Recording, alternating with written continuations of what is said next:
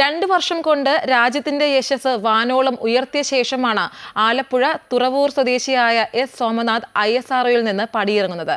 ചന്ദ്രനും കടന്ന് സൂര്യനിലേക്ക് ഇന്ത്യയെ കൂടുതൽ അടുപ്പിച്ച സോമനാഥ് ഇന്ത്യയുടെ നിരവധി ബഹിരാകാശ ദൗത്യങ്ങൾക്കാണ് നേതൃത്വം വഹിച്ചത്. കൃത്യതയാർന്ന ആസൂത്രണം, നിശബ്ദമായ മുന്നൊരുക്കം, ഊർജ്ജസ്വലത ഇതെല്ലാമായിരുന്നു സോമനാഥ് എന്ന ശാസ്ത്രജ്ഞനെ വ്യത്യസ്തനാക്കിയത്.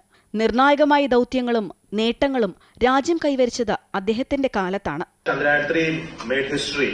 After understanding the failure of Chandrayaan 2, we were able to correct and then make the Chandrayaan 3 land softly on the southern side of the moon. And this was a historic event on August 23rd, 2023. Chandrayaan 3 പേടകവുമായി ചന്ദ്രന്റെ ദക്ഷിണ ധ്രുവത്തിലിറങ്ങിയതും സൂര്യനെ നിരീക്ഷിക്കാൻ L1 പോയിന്റിലേക്ക് ആദിത്യ പേടകത്തെ എത്തിച്ചതും ലോകം വിസ്മയത്തോടെ കണ്ടു. തദ്ദേശീയ കുതിപ്പിൽ ചെലവ് കുറഞ്ഞ രീതിയിൽ മികച്ച പേടകങ്ങൾ നിർമ്മിക്കുകയും വിക്ഷേപിക്കുകയും ചെയ്തത് അത്ഭുതമായി. ആ ആകാശവിസ്മയങ്ങൾക്ക് ചുക്കാൻ പിടിച്ചത് എസ് സോമനാഥ് എന്ന മലയാളിയും.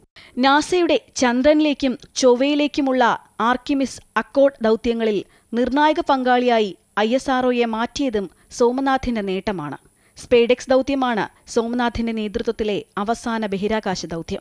I'm really happy to announce the successful accomplishment of the launch of PSLV-C60 for the SpaceX mission. 1985-ൽ VSSCയിൽ എഞ്ചിനീയറിംഗ് അസിസ്റ്റന്റായാണ് അദ്ദേഹത്തിന്റെ ഔദ്യോഗിക ജീവിതത്തിന്റെ തുടക്കം. 2022-ലാണ് ISRO ചെയർമാനായി ചുമതലയേറ്റത്. News desk, Amrita TV.